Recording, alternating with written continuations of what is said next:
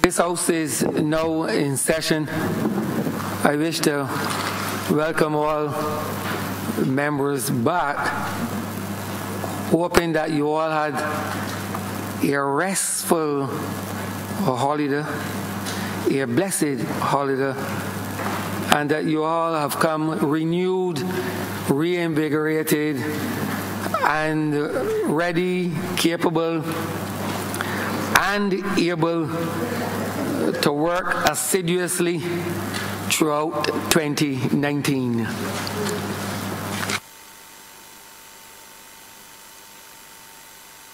Minutes of the meeting held Friday, 14th December 2018, Tuesday, 18th December 2018, and Friday, 21st December 2018.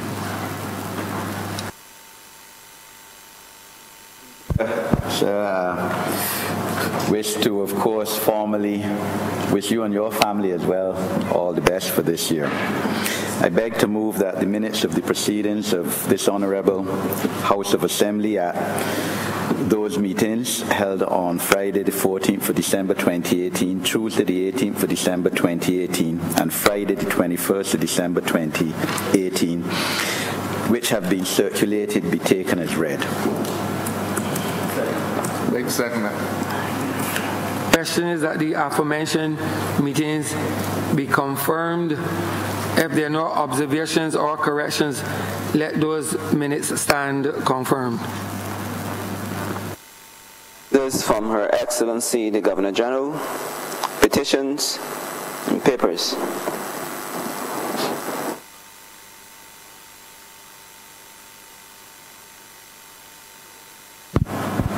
I am commanded to lay the annual reports of the Barbados Agency for Micro Enterprise Development Limited for the financial years 2012, 2013, 2014, 2015, and 2016. Government notices, private members' notices, notices of questions, reports from select committees. Mr. Speaker, I'm honored to be able to report to your good self and to this chamber that the Joint Select Committee on the Public Finance Management Bill has completed its work as required at the time of their appointment by this honorable chamber. Mr. Speaker, the report is before members, and I therefore wish formally to lay this report before Parliament. The report, sir, contains the actual report of the committee with a number of annexes, including, perhaps most importantly, the current form of the bill. It is proposed, sir, that during the course of the afternoon, the report itself will be debated, but that debate will in substance really be a debate on the bill itself, and I urge members to read and, as they say in the country, inwardly digest its contents. I'm obliged to. First readings of bills. Mr. Speaker, I beg to move the first reading of the Employment Rights Amendment Bill 2019. Second that, sir. Question is that the aforementioned bill be read the first time. All those honorable members in favor, please say aye. Those against, please say no. We think the ayes have it. Statements by ministers, congratulatory and/or obituary speeches, personal explanations, motions for leave of absence, oral replies to questions, notices of motions for the adjournment of the House on matters of urgent public importance, orders of the day. Speaker, I beg to move that standing orders number 6, 16, 18, 20, 42, 5, 43, and 44 be suspended for the remainder of this day's sitting. question is that the aforementioned standing orders be suspended for the remainder of the day sitting. All those honorable members in favor, please say aye. Those against, please say no. Meeting the ayes have it. The aforementioned standing orders are so suspended. Government business. Government business is now the order of the day. Order number 8, sir. In the name of the Honorable Minister of Labour and Social Partnership Relations, to move the second reading of the Employment Rights Amendment Bill 2019. Honorable member for St. Michael West. Point of privilege, Mr. Speaker. I'm clear in my understanding that this specific order has just been called. I can't say that I have been given the courtesy of receipt of a copy of this bill for amendment. If I have been served with such, then I'm not aware of it, and I do apologize in that regard, but I don't think that I have been. Understand that these matters are important, and from this position we have tried to facilitate the government in bringing some very important measures before the House in a context where haste was required, because we had to satisfy our commitments in some instances to the IMF, in one specific instance to the OECD.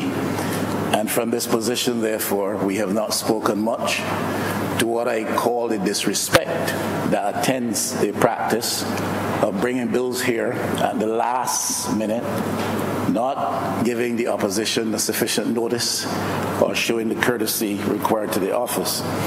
Now, Mr. Speaker, as far as I'm concerned, you can bring good legislation, but if the process about the bringing of that legislation is poor or bad, then that is totally undesirable. Mr. Speaker, this constitutes a disrespect to this honorable House as an institution of long and credible standing. It constitutes disrespect to your office as the presiding officer in this chamber, whether or not you take offense or have a sense of disrespect over the matter. It constitutes a disrespect to other members of the government who may not be a part of the cabinet, who may not in fact be privy to some of the goings on around the bringing of these bits of legislation. It constitutes a disrespect certainly to the office of the leader of the opposition, and I speak with reference to the office and not the person occupying the space. It's a disrespect to the office. It's a disrespect to the staff of Parliament, the hard-working staff of Parliament. And perhaps above all else, it's a disrespect to the Barbados public that the business of this chamber is so conducted. This is not something that is incidental. It is not a singular happening or instance. It is now a practice which is fast becoming a culture. And I do not know that the government would want to have this kind of dynamic of organizational, operational culture setting around their doings. The matters may be substantial, they may be substantive, but there's a right and a wrong way of doing things. And if we're up against deadlines which we cannot avoid, this position here understands that. But when a piece of legislation does not necessarily fit into that type of context, and where it is just par for the course that legislation is framed and brought here, it should be done in a sufficiency of time. I lay no blame on the hard-working people in the Attorney General's office and in the Chief Parliamentary Council's chambers. I lay no blame there at all. From what I have seen, they are hard-working people trying to do best to serve the people of Barbados and to facilitate the business of Parliament. I lay no blame upon the leader of government business in the House today or otherwise, and I lay no charge against the Honorable Attorney General. I'm simply saying that the process here is it's becoming more and more undesirable. Somebody has to put in place the dynamic of discipline that would check it now before it sets in and becomes a culture. Thank you. Your concern is duly noted, honorable member.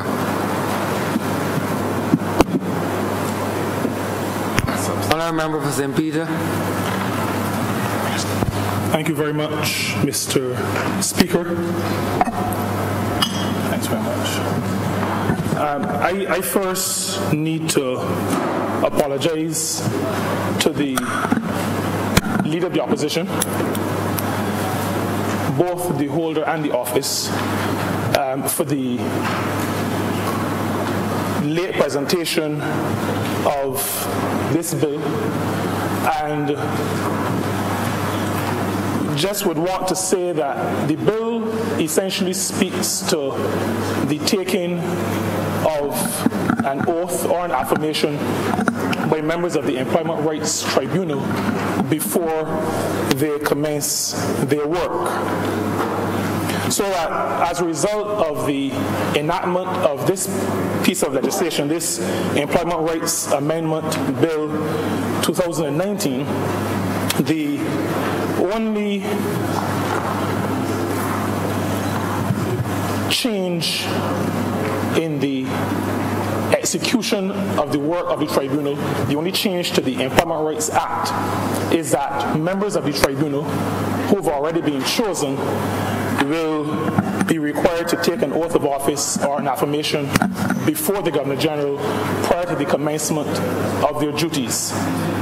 And the urgency lies in the fact that for some months now, the tribunals have not met. And so there is an urgency. That urgency, though, not negating the fact that we should have presented the bill in a more timely manner to the Leader of the Opposition. And so I sincerely apologize. I believe the clerk will bring it to you. The question, Mr. Speaker, even as I try to share with limited voice, and I know that in your welcome you spoke about us being not just willing but able in 2019. My voice is not the best. But whenever, Mr. Speaker, there is a matter that speaks to the people of Barbados and delivering justice to the people of Barbados, whether or not I have voice, and having associated with my colleagues, the other honourable members of the government, we are ad idem that once it speaks to the people of Barbados and delivering justice or good governance to those people, whether or not we have voice, we're going to talk. Because we have been elected to speak on behalf of the people and to deliver good governance and justice for the people of Barbados. Now, the question could be raised, why do we need this amendment to the Employment Rights Act? Why? And I want to submit to you, Mr. Speaker, that the answer really lies in what I call the ideological bowels of the Barbados Labour Party. It speaks to justice for people. It speaks to workers being properly treated. And it speaks to a way of governing, a way of managing that seeks at all times to ensure that workers are fairly treated, but that justice is actually done, so that all safeguards are put in place to make sure that justice is delivered. This, Mr. Speaker, really comes not just from the bowels, but comes from the soul of the Barbados Labour Party. And I would want here to say that this Barbados Labour Party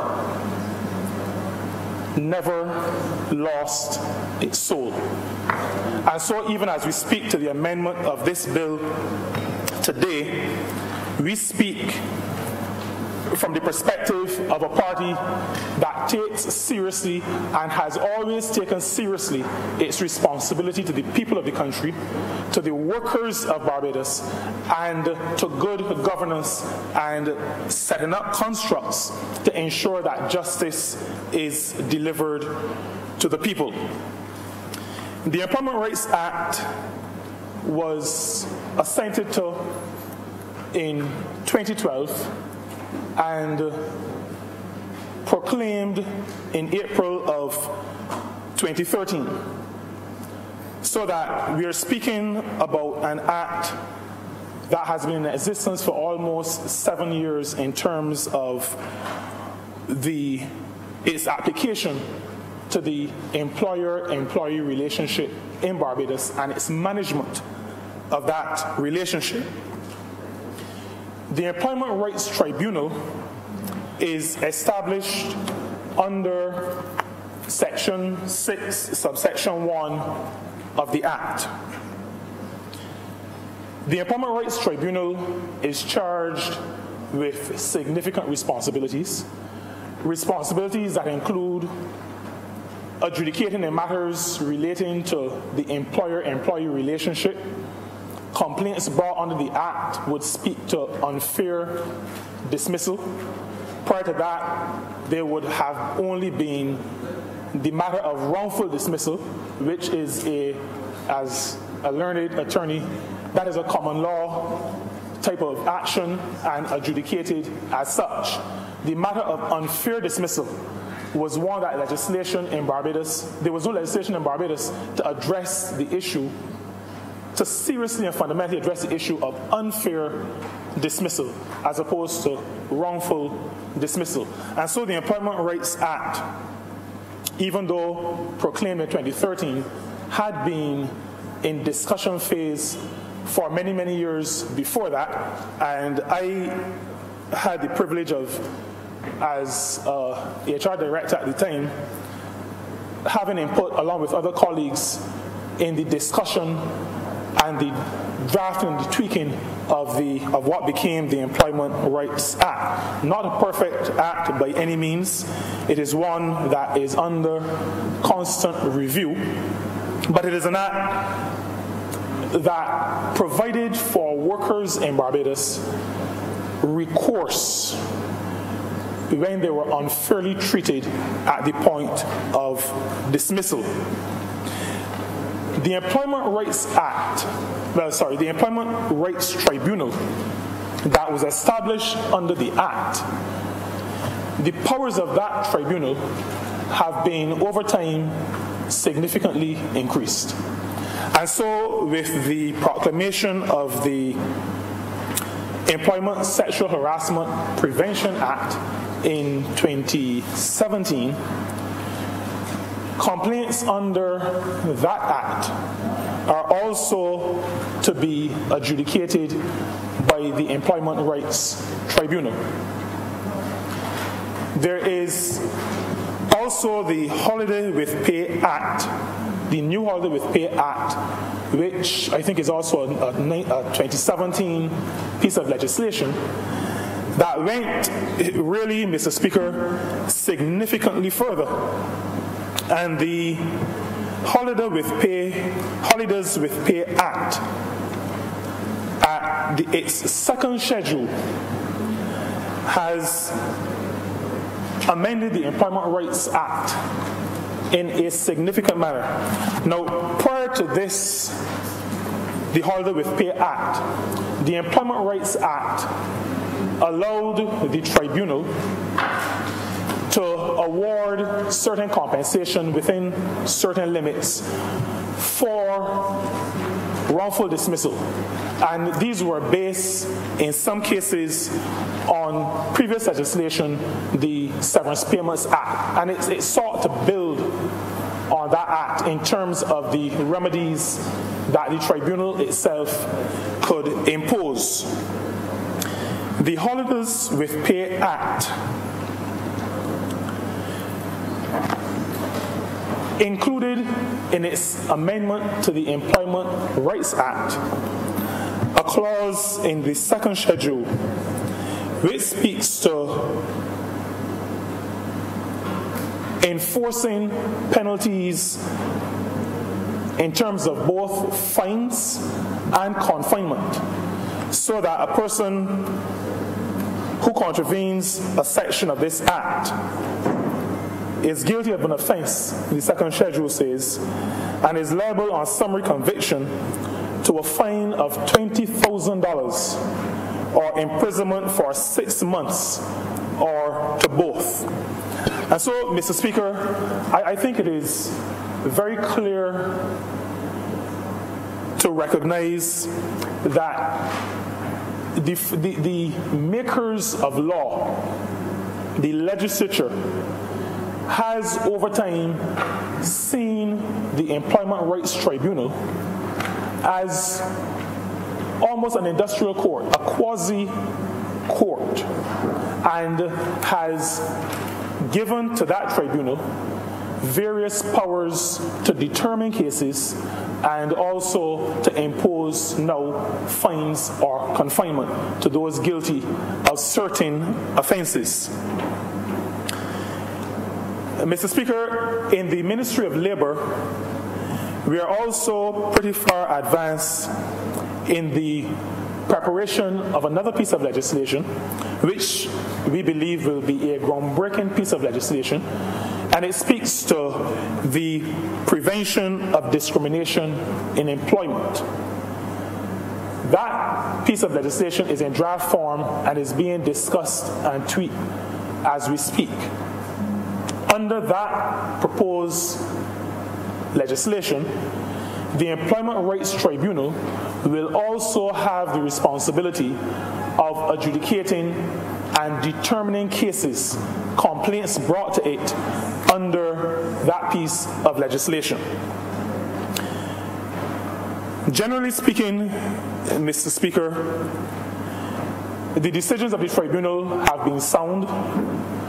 The Act provides that, generally speaking, appeal can only be made on points of law.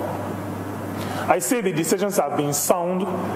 There's been one case that has gone to the Court of Appeal, Chefette Restaurants Limited versus Harris, and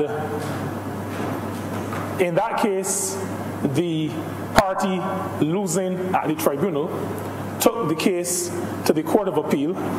Two things are interesting. One is that the tribunal's decision was vindicated. The other is that the honorable leader of government business today was the attorney at law representing the other party. But that is an example of a case where the work of the tribunal and the thoroughness of its decision making was vindicated by the Court of Appeal. Because, like I indicated earlier, of the quasi-judicial nature of the tribunal, because of the quantum of redress and now fines and confinement that this tribunal can impose on persons who are guilty of offenses or who have not adhered to the Employment Rights Act or the Sexual Harassment Prevention Act or the Holidays of Pay Act, but because of the weighty responsibility of fining, confining, giving redress in these cases, we believe that members of the tribunal should subject themselves to an oath of office or to the taking of an affirmation of office before the Governor General prior to discharging their responsibilities under subsection 6.1 of the Act and before adjudicating in matters relating to the areas of labor legislation that they are charged with adjudicating in matters on. We believe that their function is serious enough, impactful enough, that it needs that level of seriousness. I want to begin, Mr. Speaker, by alluding to justice and governance. When we speak to matters of delivering justice, those who are on the receiving end must have a certain level of confidence that justice is being fairly delivered, that those who are charged with the delivery of justice are taking very seriously their responsibility. I want to submit also, Mr. Speaker, that not just those who are involved in the instant matters need to have that assurance, but I want to submit to this honorable chamber, Mr. Speaker, that those who are looking on, wider society, need to feel confident that those who dispense justice are doing so understanding that they have a solemn responsibility to take their roles seriously. When the Employment Rights Act was developed, there were a number of clauses included in this act that were to apply to the functioning of the Employment Rights Tribunal. A number of sections were lifted from the Commission of Inquiry Act. And commissions of inquiry, those who sit presiding in those situations, have to submit to an oath of office. We have tribunals, a tribunal which is not charged with as weighty a responsibility as the Employment Rights Tribunal, and I speak particularly to the Severance Payments Tribunal. And the severance payment, those who sit to dispense justice at the level of the Severance Payments Tribunal also have to subject themselves to the taking of an oath of office or an affirmation, because it is understood that justice needs to be seen to be done. And so, Mr. Speaker, with the Employment Rights Act and the tribunal established under this act, we believe that it is necessary for the process of justice, for those involved in the immediate cases, and for wider society, that they understand, that all Barbadians, all workers understand that this is a serious tribunal, adjudicating in serious matters, and that those members of the tribunal are taking their responsibilities seriously. Since the Employment Rights Act was proclaimed and the tribunals established, 346 complaints have been received by the Employment Rights Tribunal Secretariat. 346. 14 cases have been heard. 14 out of 346. 9 decisions have been handed down. 5 decisions are pending. 10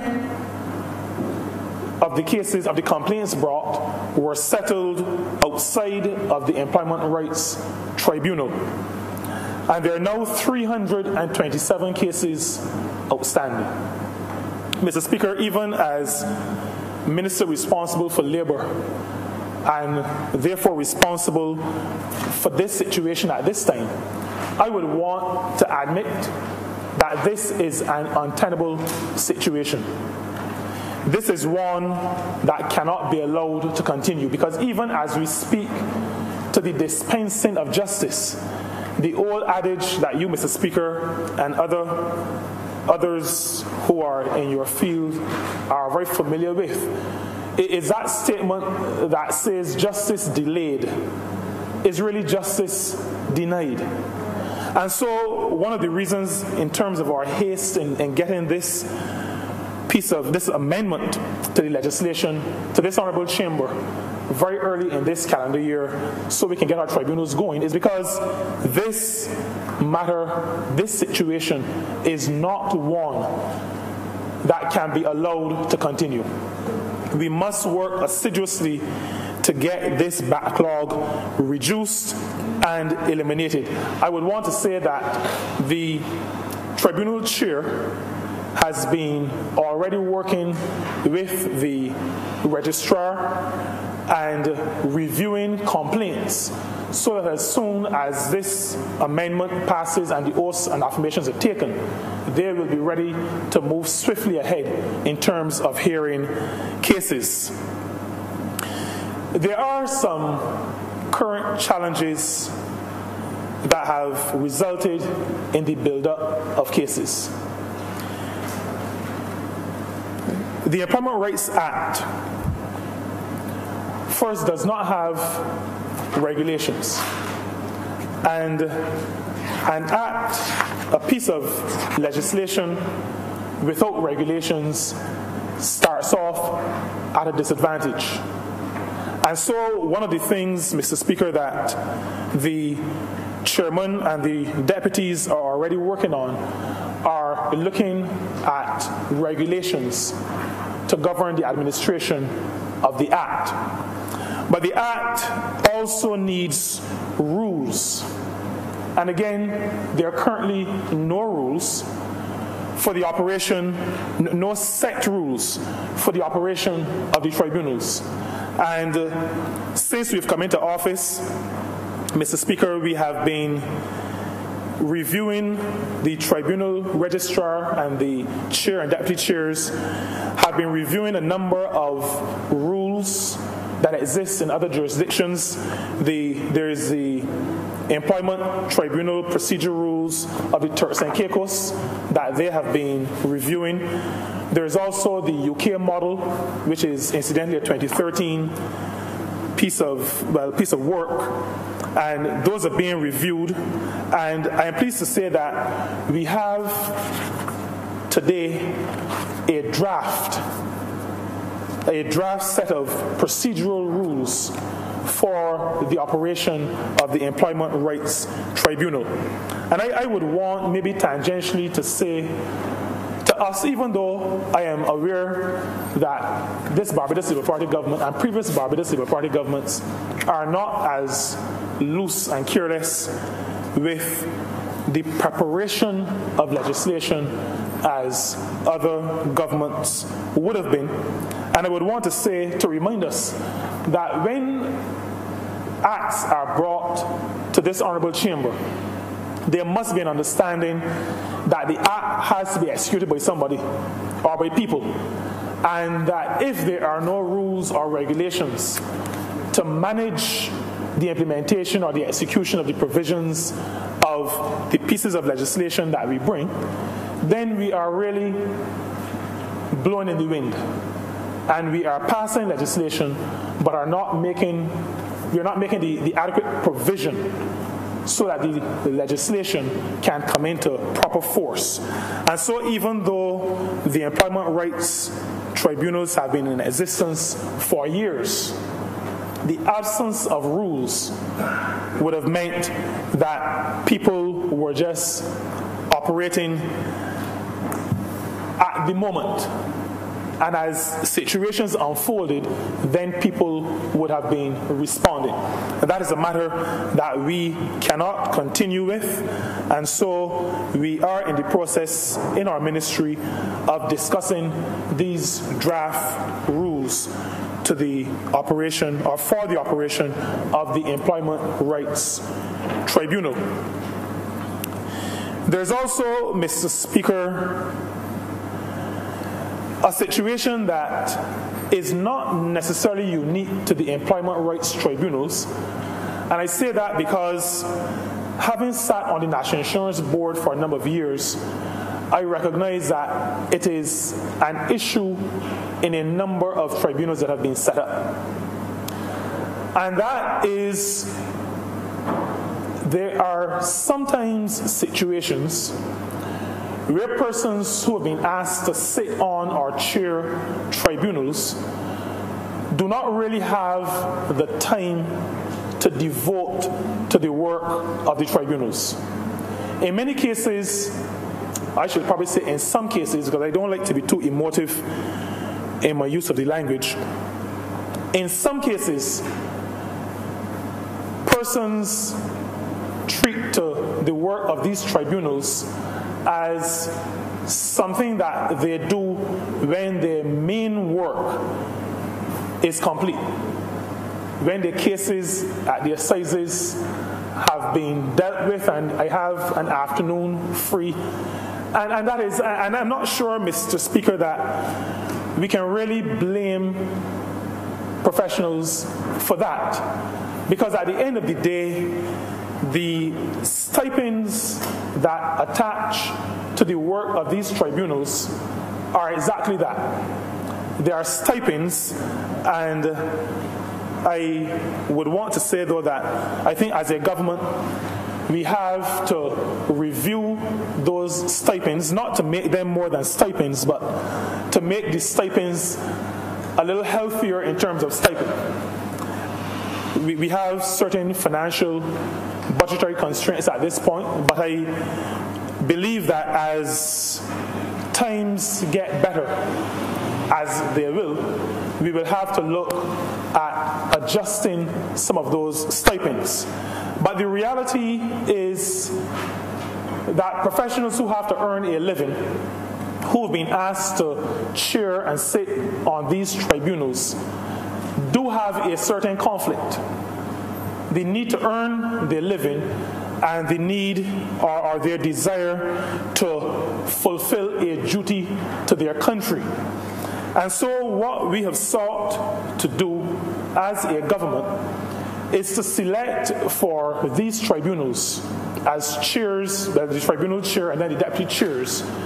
We have sought to select persons who we believe will have a little more time to devote to the work of the tribunals. And I think that is imperative if justice is not to be delayed. Persons who are leading tribunals should be persons who are competent, but who also have maybe a little more time to devote to their work. And so we believe that the tribunal chairs that we have chosen have not been chosen because of any political affiliation, because we believe that is what has tainted choices in the past, where persons are chosen only because of political affiliation. The Barbados Labour Party is a political party, and we understand the politics of governing. But we also understand that in matters of governance and justice, we have to look past strictly narrow partisan considerations.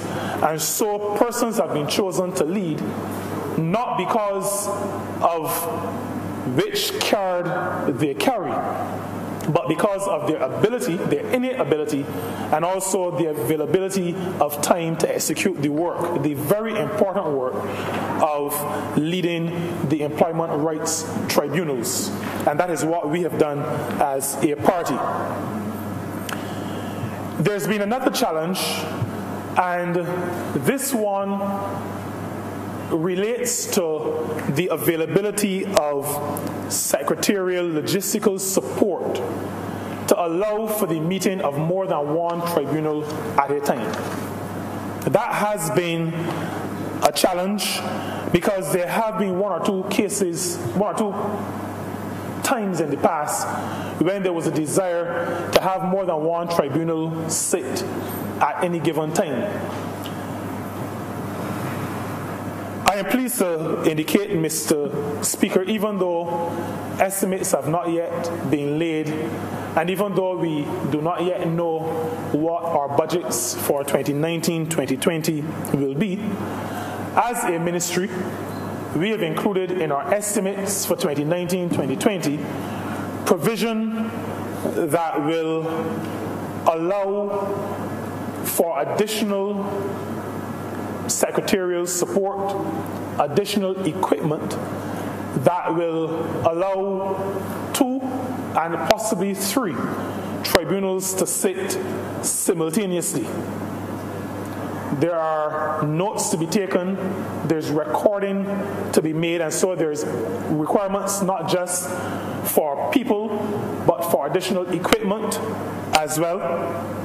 And provision has been made, and we will be pushing hard very shortly to have those additional people, resources put in place to allow for the hearing, for the sitting and the hearing of multiple tribunals simultaneously. People, resources, and also the equipment. And that will allow for the tribunal to hear complaints 3 at a time, as I said, up to 3 at a time. It will also allow for the notes from those hearings to be delivered in a more timely manner, so that the work of hearing and progressing through the cases can be done without undue delay.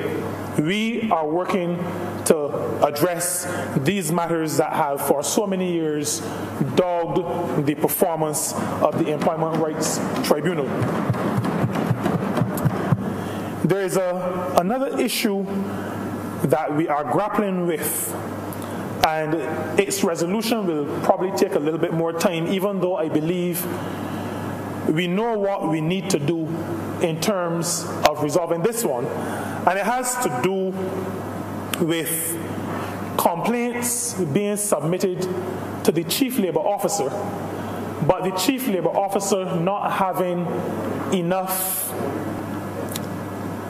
power, clout, by law, to do more work in resolving these matters before they are sent to the Employment Rights Tribunal. And what has been happening is that the Chief Labour Officer, the Office of the Chief Labour Officer, has been used in too many respects as a courier service, so that the complaint is delivered to the Office of the Chief Labour Officer for the Chief Labour Officer to pass on that complaint to the Employment Rights Tribunal Secretariat. That is one of the reasons why we end up with so many cases at the level of the tribunal and so many unheard. One of the reasons.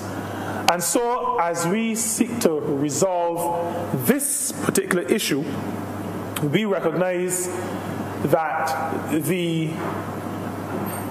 legislation governing the work of the Labour Department and the Chief Labour Officer has to be strengthened.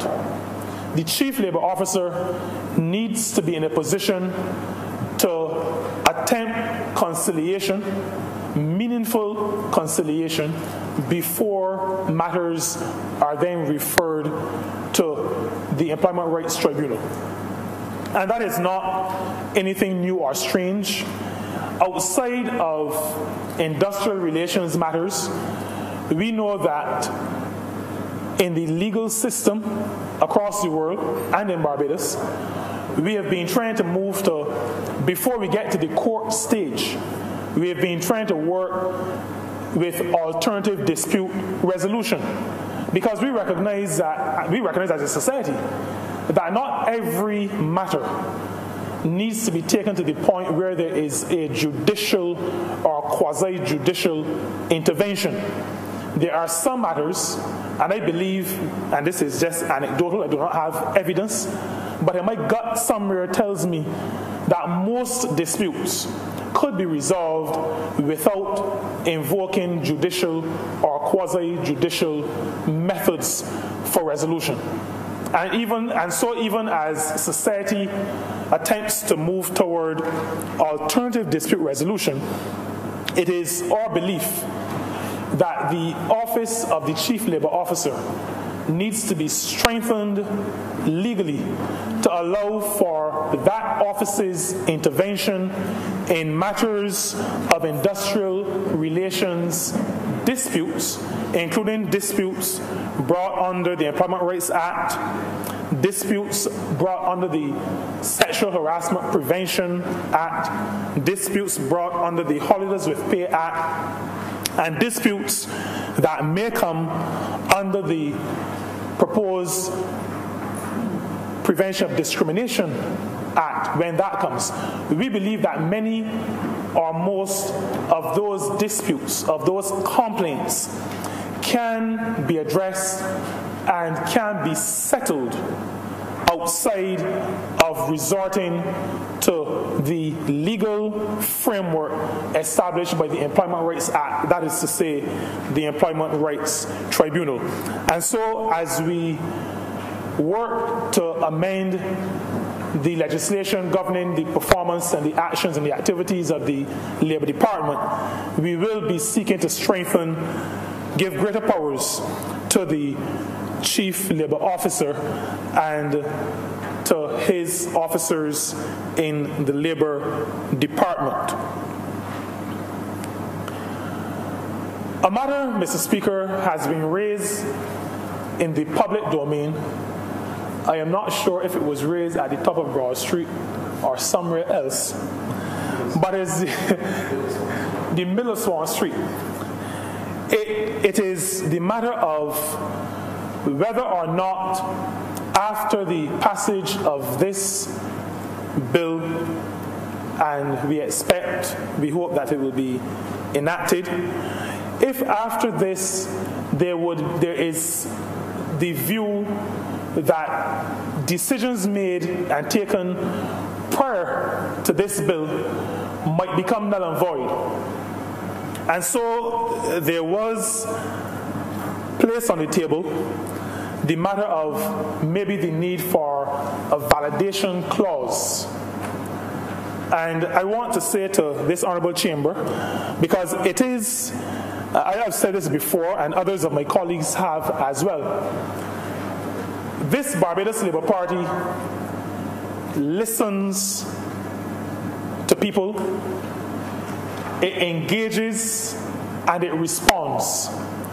And so the matter of the taking of oaths or affirmations and what happens to previous decisions as it speaks to their validity, we heard it in the middle of Swan Street, as the Honourable Leader of the Opposition has indicated.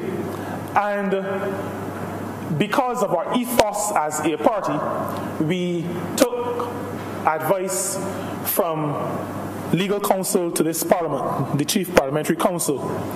And the Office of the Chief Parliamentary Counsel has assured us that a validation clause will not be necessary, because at the time when the 14 decisions were handed down, there was no legal requirement for an oath or an affirmation.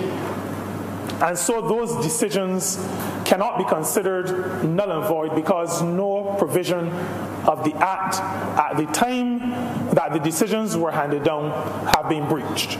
And so I just want to share with this honourable chamber both the fact that we listen to comments and we take the views of people seriously and we make assessment, and that is really the judgment of counsel to this Parliament.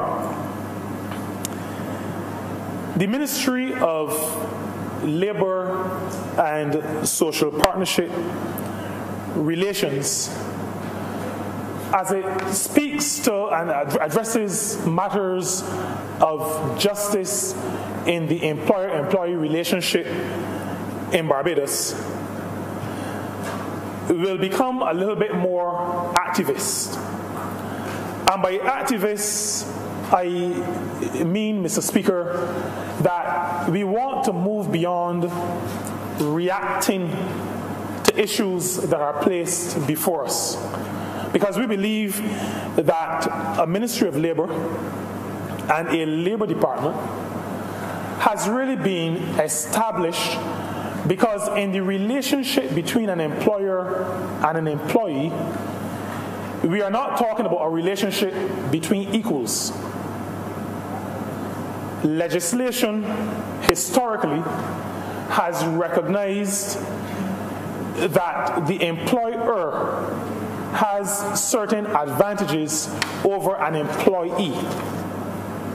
And so legislation that comes before a parliament is legislation that seeks to bring certain levels of balance to the employer-employee relationship. We know that to be the case, and so it is correct that a Labour Department should see as its duty making sure that two things happen. One, that employers recognize and are aware of their responsibilities to their workers and to wider society, because every worker is a person who has some kind of connection to somebody else. And so in cases where workers are impacted negatively in any way, that negative impact will affect others who are not the worker themselves. And so a responsibility that lies on the shoulders of an employer is a responsibility not just to the worker, but a responsibility to the wider society. And so the Labour Department is charged with ensuring that the relationship between worker and employer is a more even relationship. The Labour Department is not charged with taking away the responsibilities of managing a business from employers. So I want to make that clear. It is not intended to neuter employers. Employers and those persons who own businesses have responsibilities to manage their businesses to earn profits where those businesses are profit-making, and in other situations to have gains in other areas because some are philanthropic, etc. However, in the process of having and developing and maintaining a profitable or successful business, employers have to recognize that in most cases, the fuel of that success lies with those who are employed in the business.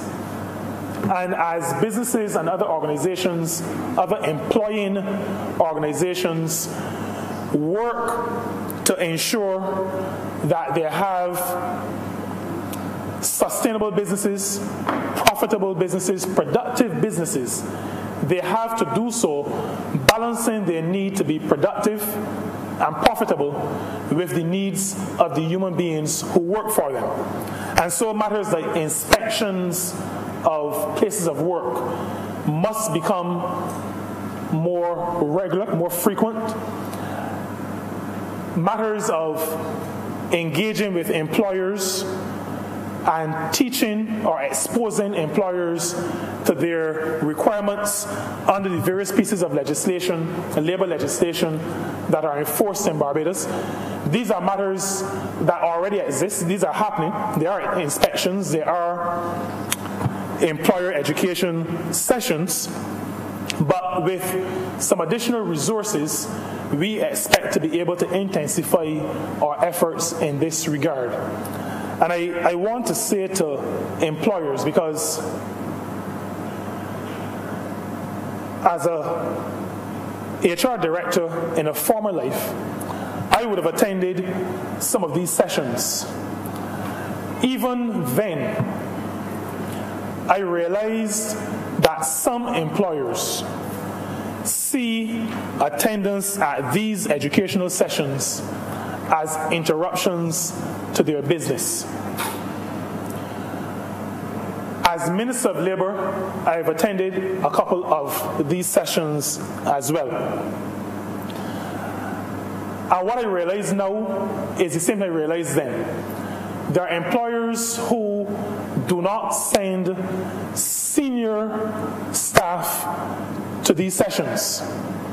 they send, in many cases, very junior functionaries. What we hear, not directly, but indirectly, from some of these junior members of staff that are sent to these seminars, is that when they get back to their workplaces, persons who are more senior than themselves are not very interested in the information that they have brought back to the company or to the organization as it relates to how the worker-employer relationship is supposed to be managed. Because sometimes they have their own views, sometimes twisted views, about how people are to be treated. And so persons at the lower levels are not able to get into the culture of the organizations they represent, the correct methods of administering that employer-employee relationship. And it's not just the Ministry of Labor and the Labor Department that has been attempting to educate managers and business owners and business leaders about the relationship. The Barbados Employers Confederation, which is an association of employer organizations, also has a similar problem, where the very senior people are not always taking advantage of the educational opportunities that an organization like the BEC would implement. There's the Human Resource Management Association of Barbados, HRMAB. HRMAB also periodically has these kinds of activities.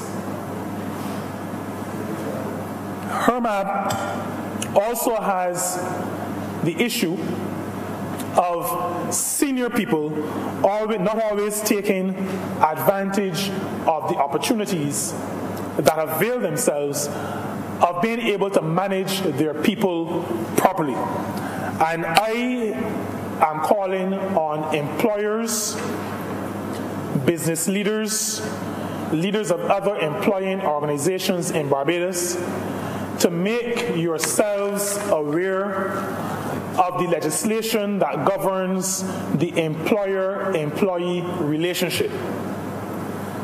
Attorneys are clear, judges are clear, legal people are clear that ignorance to the law is no excuse. And I want to put employers of human beings on notice that we will not, even as we strengthen the legislation, we will not be taking lightly breaches of the legislation, and we will not be allowing employers to say to us, we did not know. We are going to make provision for the educating of employers. We will plead with them. We will beg them to avail themselves of opportunities to learn. Thereafter, we will take whatever steps legislation allows us to take in order to make sure that employers do not treat their workers any worse than a decent human being should treat another decent human being. The protection of workers, Mr. Speaker, has always been a priority for the Barbados Labour Party. The evidence is clear. I've spoken to it on a number of occasions, both in here and outside of here. This party was born in 1938 out of a struggle of workers to better themselves and to better provide for their families and their other dependents. The struggle for better terms, the struggle for better conditions of work spawned this party. That desire also caused this party to form the Barbados Workers' Union. and I think that was in 1941. In the early 1940s, this Barbados Labour Party created the Barbados Workers' Union out of a recognition that our role as a party and as a government is the development of a just country, society, but also the protection of workers, and while we build a just society, allowing workers to achieve more, to develop themselves, and to better provide for themselves and their families. Barbados joined the International Labour Organization in 1967. And from that time, Barbados has been actively involved in the work of the International Labour Organization. Incidentally, Mr. Speaker, the ILO, the International Labour Organization, celebrates its centenary this year. It was formed in 1919. It is the oldest, I believe, in the family of organizations that constitute the United Nations organizations. It celebrates 100 years of existence this year. It was set up around, and the Honourable Member for St. Michael East will be familiar, but around the time when workers across the world were rising up. The Bolshevik Revolution happened around this time because it was understood that workers, oppressed as they were, needed a voice. Barbados joined the ILO because Barbados recognizes that workers need to be protected. Barbados recognizes, and this Barbados Labour Party certainly does, that people left to themselves, I've said it before, the only reason why we have laws is because if people are left to themselves, they become lawless. And if a society is to be a well-ordered society, then there needs to be rules. And so the ILO conventions that we have had over the years, many of them Barbados has subscribed to because we understand that it is important to protect workers. It is important to allow workers to reach their full potential, because we have always believed, and we still believe, that a contented worker, a happy worker, will be a productive worker. And so it is our intention to continue the drive to ensure that the workers of Barbados are given the best opportunity to become productive citizens because they are happy and contented. I want always, though, to bring balance. And even though there are certain responsibilities on employers in this country, I also want to say that there are significant responsibilities on the workers of the country.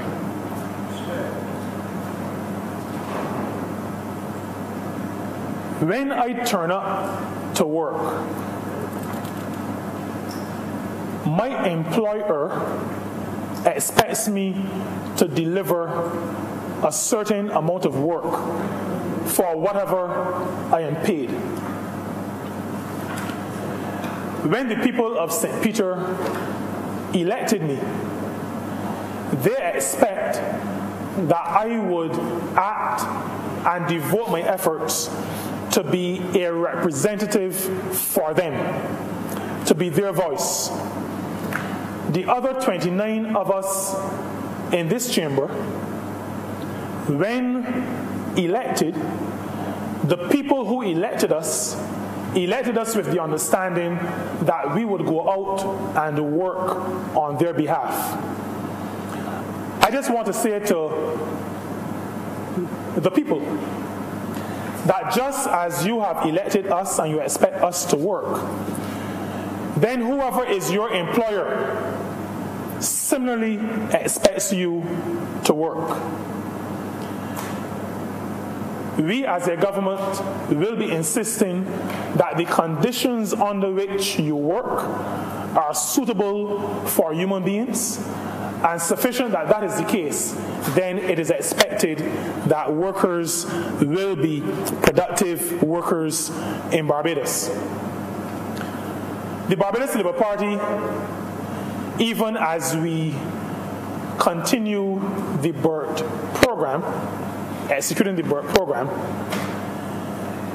we have insisted that workers will not be on the front line of any adjustment in the rescuing of this country. And that is why in the budget of June or July last year, revenue-raising measures were our first order of business, because we had a gaping hole to fill, a big deficit to address, and deficits are addressed by raising revenues, reducing expenses, growing the economy. It is really sometimes more simple than economists may make it out to be. But you either raise revenue, reduce your expenses, or grow the pot. Our first order of business was to raise revenue. We did so judiciously because our position is the same now as when we were in opposition. A government and a country cannot tax its way out of recession. And so even as we impose revenue-raising measures, we did so judiciously. We did so understanding that revenue-raising could not be the only solution to fill in the gap. When we raised revenue, or when we implemented measures to raise revenue, we did so placing most of that revenue-raising burden on businesses and visitors. And so the room tax, the Airbnb tax, the shared economy tax, the departure tax, those were some of the measures imposed on businesses, imposed on visitors to the country, even as we impose the garbage and sewage levy and the health contribution. But we did that because in our minds, in the front of our brains, is a certain reality. Workers are not to be on the front line of any adjustment. So that we addressed the matter of the raising of revenue. But then we had to address the matter of costs. And the timeline will reflect that our consideration of the unfortunate step we had to take of separating persons from the public sector, from employment in the public sector, was done only after we addressed the matter of our next largest cost, which is the servicing of government's debt. And so we had, as a government, extensive consultations, negotiations, sometimes very heated with creditors, many of them going late into the nights.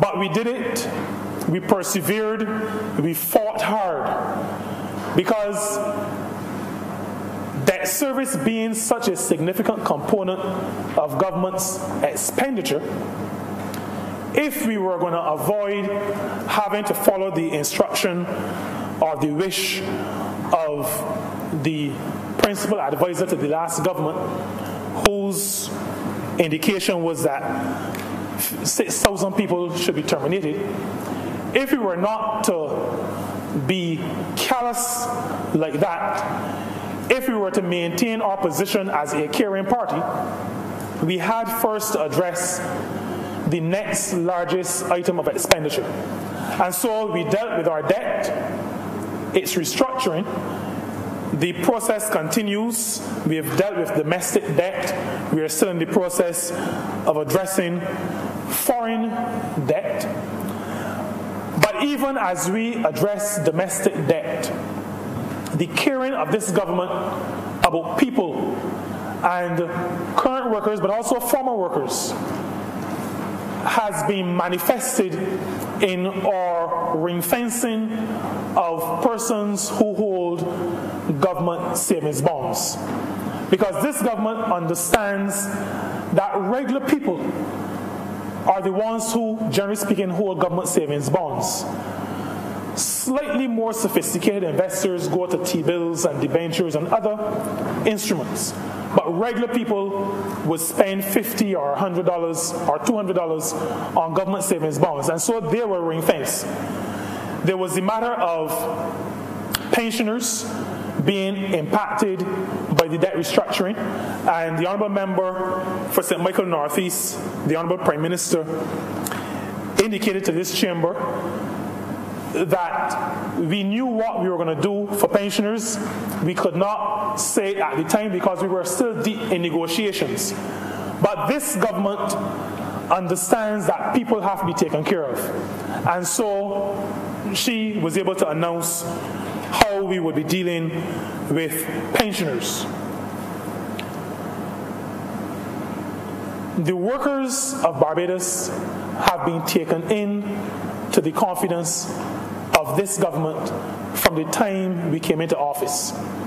Mr. Speaker, our very first meeting, 10 o'clock on the morning of, I think, May 28th, if I'm not mistaken, was our first major meeting, a meeting of the social partnership. And so far, I think in the 7.5 months in which we have been in office, we've had at least 12 meetings of the social partnership. More meetings in 7.5 months than the former administration had, I believe, in 7 years. We have met with the social partnership because we understand that the work of rescuing a country, the work of rescuing Barbados, means that government, workers, and businesses and employers need to come together, need to be on the same page as we execute the program of rescuing a country. As the Honourable Member for St. Michael Northeast would say, stopping the bleeding. The one thing we don't want, none of us want, is that the patient bleeds out. And so we've come together as a partnership to make sure that does not happen. We have shared lots of information with the partners. As a matter of fact, the Honourable Prime Minister sometimes, and I'm an open and honest man, sometimes she shares more information with the social partnership than I would if I were in her shoes. But as the leader of this government and understanding the role better than I do, being a newbie to Parliament and to leading at this level, she understands, and she leads a government that understands, and those like me who have come to understand that businesses, workers representatives have to be taken into your confidence, have to be taken into the confidence of government as we execute the program of rescuing and resuscitating and then transforming this country. Government has stood by its decision to dialogue, to engage with its partners, and to ensure that the views of workers in this country are heard.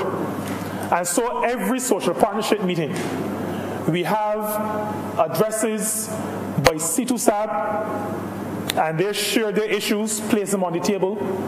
We have submissions from the National Union of Public Workers. They sit at the table. They speak on behalf of their members. They place the issues on the table.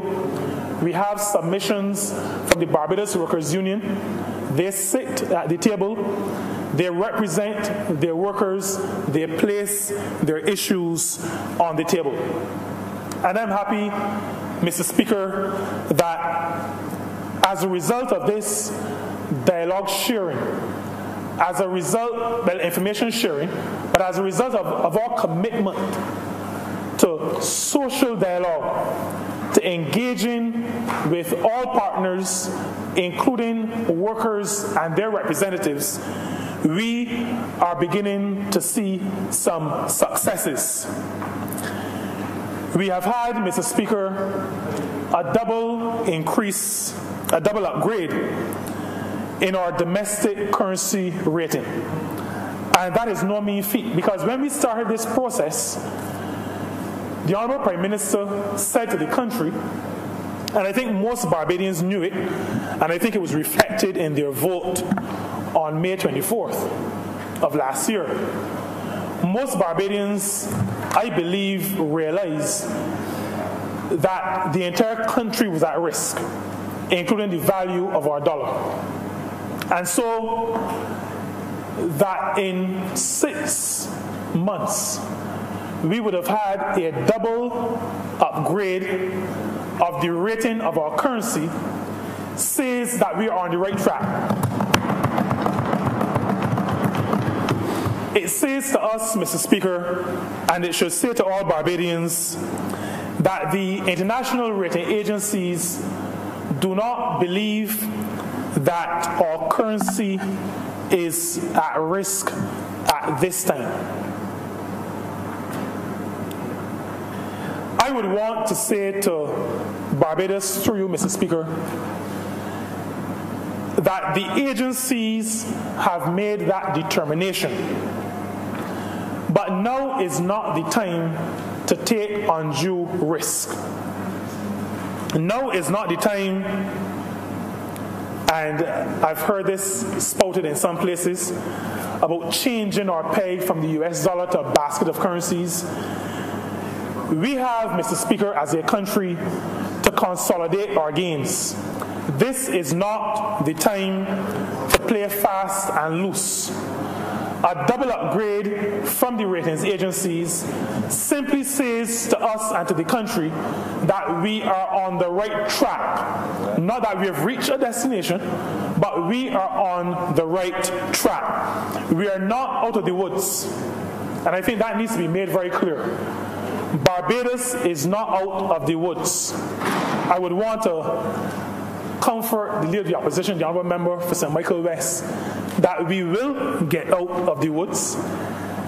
He, I think, maybe does not think so, but I would want to say to him that he should exercise a measure of faith. And I know that he is familiar with the concept of faith. The evidence of things hoped for, the substance of things hoped for, the evidence of things not seen. And so even though he may not be able to see it at this time, he can rest assured that a good government, led by a party that he is very familiar with, a party whose substance he knows firsthand, will get out of the woods. But we are not out of the woods. We are not out of the woods at this point. And I do not want either businesses or workers' representatives to believe that we are out of the woods.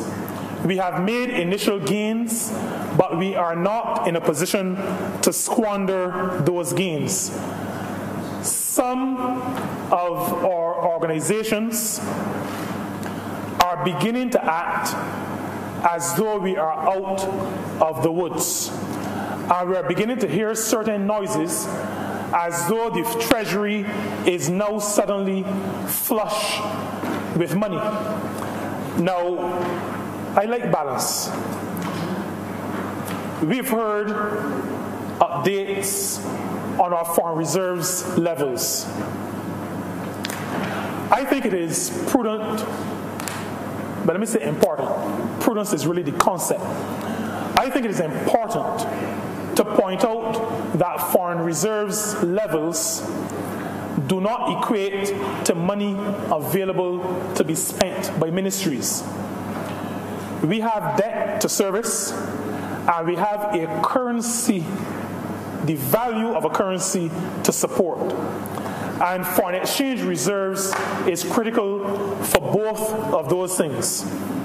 To support our ability to make payments to overseas suppliers and to make payments on our debt when we begin to repay that debt again, but also to support the value, the existing value of our currency. And so if we do not have foreign exchange reserves, we run the risk of devaluation. That is where devaluation really comes to the fore. When you don't have the foreign reserves to back the value of the currency. We are not out of the woods. And I want to say to organizations, especially those organizations representing workers, this is not time for brinksmanship. This is not time for games. We are still in a serious struggle for our country. And I just want to encourage businesses, workers' organizations to stay focused and to stay the course. The upgrades that we have received, those upgrades to our domestic currency rating, acknowledge that we have taken the initial first steps that we have outlined in the BERT program. But those upgrades also make the assumption that we will be following through on that program. We are just at phase 2 of the program. And this program is a journey. It is a program that is credible. The international agencies have recognized it to be a good program. The International Monetary Fund, even as it agreed to an extended fund facility for Barbados, understood and recognized that we had a program that would work once we put it in place, took the first steps, and saw it through to the end. That is the basis upon which we have received support from the International Monetary Fund, from the IDB, from CDB, from the World Bank, and from CAF. They see a program. This program, Mr. Speaker, represents a journey. We have the destination in sight, but we have not yet reached the destination. We are at phase 2. Phase 3 is to start on April 1st of this year, 2019. That is to last for 18 months, and there are certain elements in that program that others will speak to from time to time in this honorable chamber. But I just want to say to all of us and to all Barbadians, let us stay the course. Let us continue the journey. Let us build on the positive first steps and the initial momentum that a good program like the Barbados Economic Recovery and Transformation Program has given us as a push-off point. I believe, Mr. Speaker, that most Barbadians believe that at long last we're on the road to recovery. Those who I speak to, I don't spend as much time at the top of Broad Street as the Honorable Leader of the Opposition does. But those in St. Peter who I speak to, and I'm sure he hears this. No, but the Honorable Leader of the Opposition has said here on a couple of occasions that the people at the top of Broad Street told him certain things. Well, that's the thing. We are located close to the top of Broad Street, so I don't see any reason why he should not be at the top of Broad Street. And as a man of the people, I know he wants to be hearing what the people are saying. Even though tangentially, Mr. Speaker, I'm not sure how he interpreted what they said on May 24th. I'm a little bit confused as to his interpretation of what the people of St. Michael West said on May 24th. But most Barbadians who I interact with believe that we are at last on the road to recovery. Because they have heard, and the workers of Barbados have heard about many plans in the past. And as soon as a plan is implemented, another downgrade comes. And then there's a different plan and another downgrade. The workers of Barbados are getting to the point where they recognize that we are on a sustainable path to recovery. Yesterday, at our most recent social partnership meeting, we've been assured by the Ministry of the Civil Service that the process of retrenchment in central government is complete. That is not good news, because this government does not treat retrenchment as just something that had to be done. We knew it had to be done, but it pains us every time we think about it and talk about it. But I mentioned it to say to the country and to say to those workers in central government, because they're like us, Mr. Speaker, are human beings. And if you're not sure if a process is complete, then you're not sure if you are likely to be touched by it, impacted by it, in some cases devastated by it. Central government, we have been assured that process has been complete. The process is not complete in some of the state-owned enterprises. And as a government that prides itself on good governance and transparency, we have no difficulty in sharing with this honorable chamber and in sharing with the country where we are. We are close to the end of that painful process, but we are not yet there. We are not yet at that point with the state-owned enterprises. Not only, though, Mr. Speaker, are Barbadians beginning to feel that we are on the path to recovery, but the international agencies have recognized that we are on the path to recovery. Businesses and potential investors also are recognizing that we are on the path to recovery. Because businesses in Barbados and potential investors in Barbados are now beginning to say that they are now in a position to start investments without having to wonder how much money they have to pay to a minister, either around the table or under the table or somewhere else, to get an approval or to get a permission. Investors are now regaining their confidence in our country, their confidence in how the country and its economy is managed.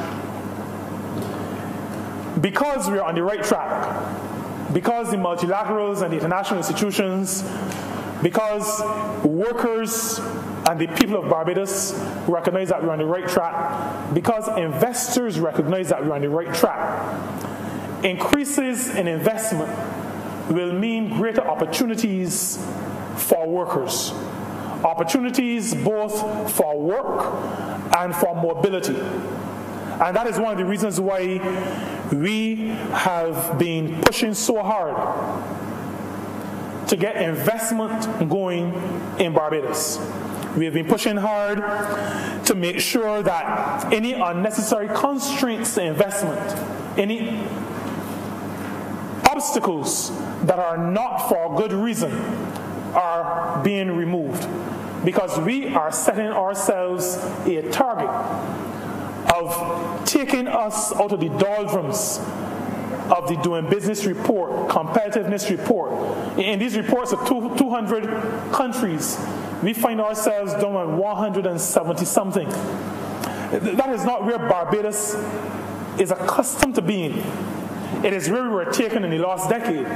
But we, as a government, as a Barbados Labour Party government, we will continue working hard to make sure that Barbados is one of the best places to live, to work, to do business, to relax and enjoy vacation. Barbados must get back to where Barbados was, and then Barbados must move forward to where Barbados can be. Even as we encourage investment, we will be encouraging investment, but at the same time ensuring that the rights of workers in Barbados are respected. We are not taking investment in Barbados at any cost. Investment in Barbados is only considered good investment if investors are prepared to treat people as human beings. And so I want to mention a couple of things. There are construction companies in Barbados that are treating employees as self-employed, are refusing to pay national insurance for them. Because they're not taking that cost, they are able to underbid the decent companies that treat their employees as employees and pay national insurance on their behalf. And I want to say to those construction companies that this Barbados Labour Party government does not play in that kind of league. You are not going to gain our favor by bringing bags of money, because bags of money does not help us to see our workers as human beings. We are not selling the rights of our workers for any gains, any personal gains on our behalf. That is not how this government operates. If it used to happen before, those days are over. Those days came to an end on May the 24th of 2018. The rights of workers must be respected in Barbados. And those construction companies that refer to their workers as self-employed, but indicate where they must work, indicate what tools they must work with, provide the tools for them, give them uniforms, give them protective gear, do all the things that labor law indicates will cause them to be seen as employees and not as self-employed. All those construction companies that are doing that, as Minister of Labour, and speaking on behalf of this government, we are asking them to cease and desist from that bad anti-worker practice. We also have, Mr. Speaker, situations in this country, and I don't think there are many. And like I said earlier, I don't like to be overly emotive because I don't want to create storms in teacups. There are a few companies in Barbados that do not pay particular attention to the rights of workers to associate freely with the unions of their choice. There are a few companies in Barbados, Mr. Speaker, where when an employee is found out to be joining or to have joined a trade union, the management of those establishments then seek to find all manner of reasons to terminate the employment of that worker or those workers. I'm saying to you, Mr. Speaker, and to Barbados, that is bad behavior. I almost said, and I would normally say this if I were in St. Peter, that it is really nasty, but I'm not sure if you would allow that if it's parliamentary. It is bad. It is very bad. I think you would allow very bad, real bad. Right. That is better. That's better. Yes. Right.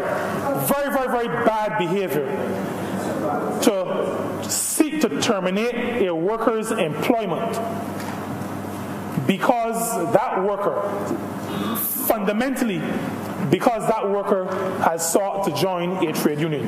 And I want to put those bad employers on notice, and all other employers, that in our manifesto, which we still see as a contract with our people, there is provision for us to bring recognition of trade union legislation. We have begun to work on it, and we will bring it to this Parliament, to this Honourable House, because we believe that the right of workers to associate freely and to bargain collectively is a fundamental right that must be protected by law.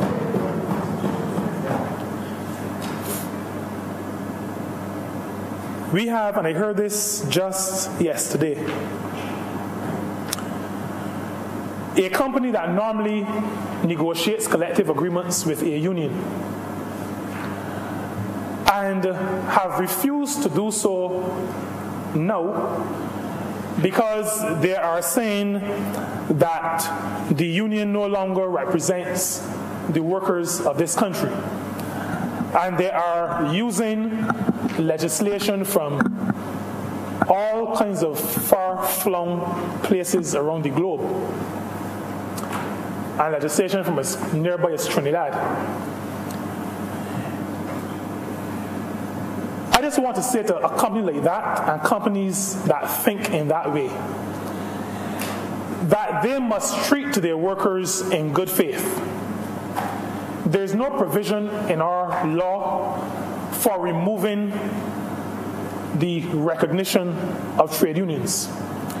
And if they feel that there should be such a provision, then we have to go through the process. They have to agitate for it. They cannot assume that we are running business in Barbados according to Trinidad laws. That is not how we operate in Barbados. In Barbados, we operate according to Barbados law. Laws are made in this honorable chamber and in the other place. Laws that govern all industrial relations in Barbados are not made in Port of Spain. They are not made in Westminster. They are made here. And once you operate here, then you conform to the laws that are made here. Now, I've raised these because it is important for employers, whether businesses or other employers, to understand that this party, this government, born out of the struggle of workers for better terms and conditions, will not be turning its back on the workers of this country. We were born out of the struggle. We continue the struggle, even as we recognize that there is significant responsibility on workers as well. But workers must be fairly treated in Barbados. We will not let up on our commitment to the workers of this country. In fairness, I also want to say that government, and those who know me to be fair and expect me to be fair. Government is also an employer. And most industrial relations issues, challenges, come because people refuse to sit down and talk. As a matter of fact, I believe most disputes generally, not necessarily industrial relations disputes, but most disputes arise as a result of people refusing to sit down and talk and to discuss. And I'm not talking about situations where people are trying to frustrate a process. I'm talking about genuine dialogue. I am saying to government, the government of which I'm a part, and government means not just ministers of the crown, but government includes permanent secretaries. Government, in this case, will include boards of statutory organizations. Government will include CEOs of statutory organizations. Government, in this case, includes industrial relations consultants to state-owned enterprises in Barbados. I'm saying to all of us in government that we have a responsibility to be model employers. And so some of the issues that we criticize businesses and other players in the private sector and sometimes in the third sector of, we in government have to make sure that we are not guilty of those same sins. I'm saying and I know this has been the case in the past. I'm not speaking to any instant case, but I've known in the past, I've heard in the past, where employees in the government service have been very upset that those who now lead in the public space, permanent secretaries or persons at that kind of level, sometimes would act as though they were never clerical officers, as though they were never junior members of staff. I want to say to employers and those responsible for people management in the public sector, you have a responsibility to the workers in your charge to be fair to them, to engage in dialogue with them, to hear their views, and to treat them as human beings. Treat them as you would want to be treated. The good old golden rule. Treat your workers as you would want to be treated. Treat people like the human beings that they are. And I believe, Mr. Speaker, if we were to do that, we would have much more productive workplaces. I am also calling, Mr. Speaker, on employers and those who manage people to manage properly. Because too often, and I've experienced this personally, I've had a situation where a department head said to me, Mr. Jordan, you have to fire this particular lady. So I say, okay, well, no problem, bring me the file. And when the file is brought to me, the file has appraisals for the past 3 years. And each appraisal says that the employee is a great employee. So I say to the head of the department, now, how can I fire this lady? Well, she is a model employee. The challenge, Mr. Speaker, I think most of us who have managed people, the challenge is that many managers of people refuse to do appraisals, or when they do appraisals, refuse to do honest and accurate appraisals. And then when issues reach boiling point, want to treat workers as animals. I am saying that even as a government and as legislation gives certain rights to workers, those rights do not hinder managers from managing their people properly. And so if you have, as a manager, an employee who is misbehaving, then you have a responsibility to call in the person, to talk to them, to document it, to counsel. And after you have done that for a number of times, and there is no improvement, then you have the right to take more drastic action. And there is no law, there is no trade union that can stop you from exercising your right once you have done all that you can to turn what you consider to be a bad employee into a good employee. Laws are not written to protect bad employees. And so there's no reason for businesses, for employers, employing organizations to believe that when we strengthen labor legislation, that we are doing so to hinder the ability of managers to manage. That is not the case, and that is why managers have a responsibility to come to terms with what is included in legislation so they know what can be done and what ought not to be done. I've had to terminate persons before in a former life. And I remember a situation where a union came and they were acting up. And the GM asked me for the file, and I put down a file that was as thick as one of our estimates documents. There was so much paper that the discussion moved from us being wrong and having to re-employ the person. The discussion moved to begging for the job. Because once a manager has done what a manager should do, once a manager has been fair to a worker, you bring to the attention of the worker the infraction. You indicate how that worker can correct behavior or correct action. And you take action only after you've gone through the counseling.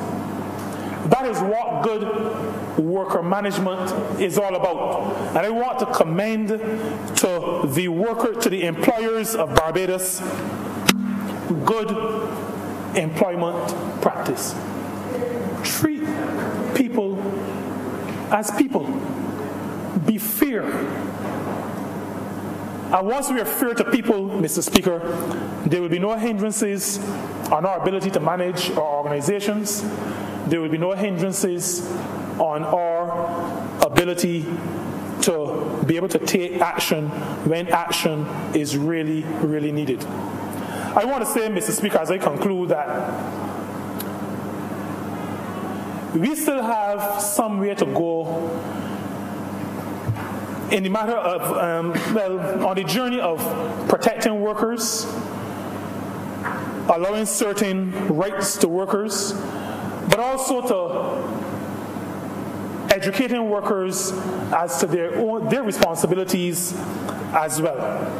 And that is why, as a country, the Prime Minister would have indicated that over the next 3 to 4 years, Barbados is going to be turned into a training campus. The entire country. We will be establishing a national training initiative. And in that initiative, we will be examining every job function in the country. Prime Minister, the Honourable Member for St. Michael Northeast, often uses the examples of the car washer and the coconut vendor. Every single function in Barbados where a person earns a living will be examined.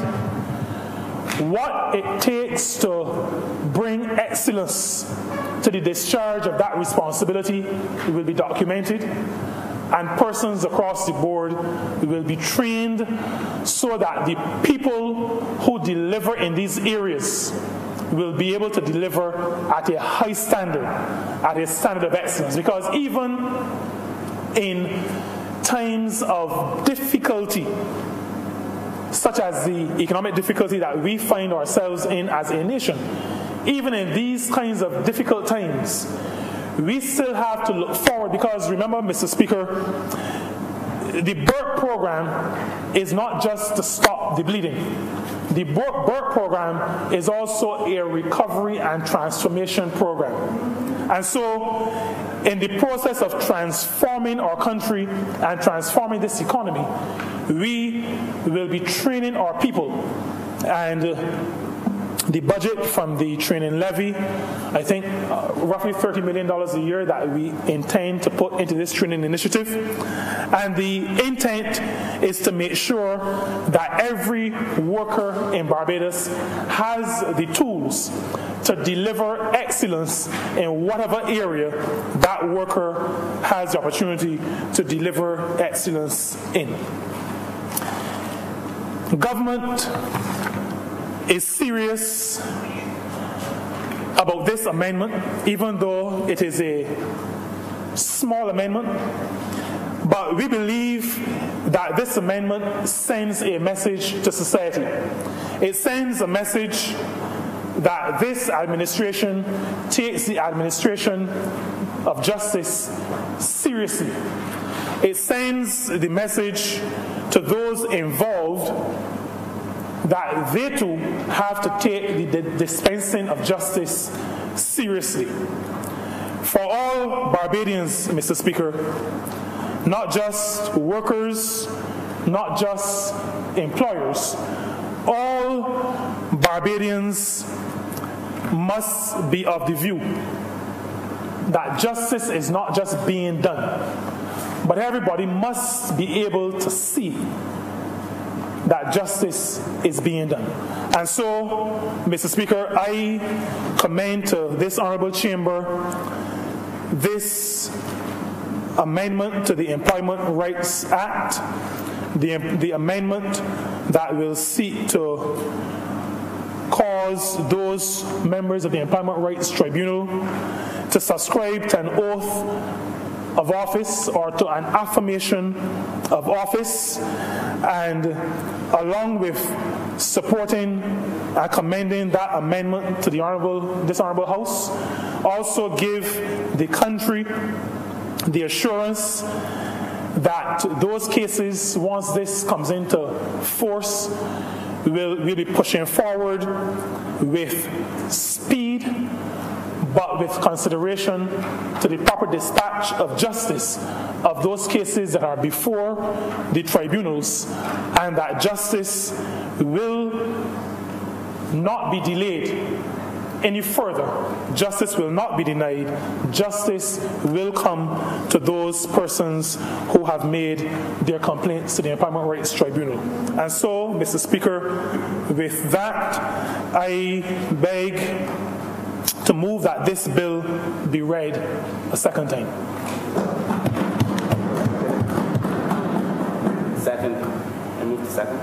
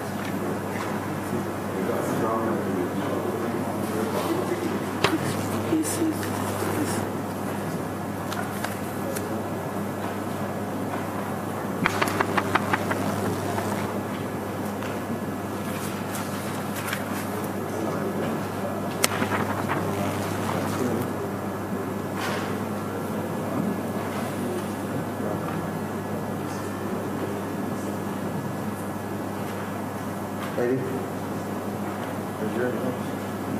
match.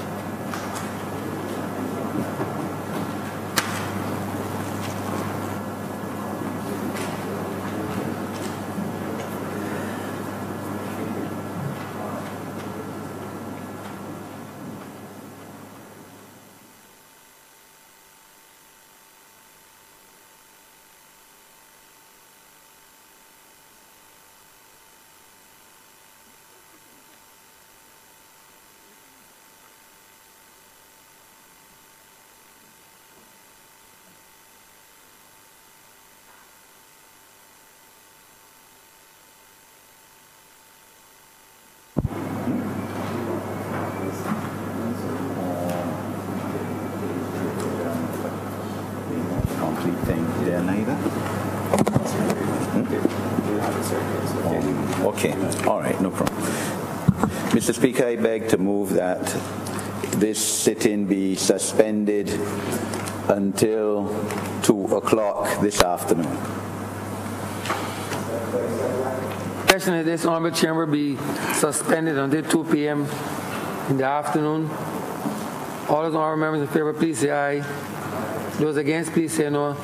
We think the ayes have it. This honorable chamber is suspended until 2 p.m.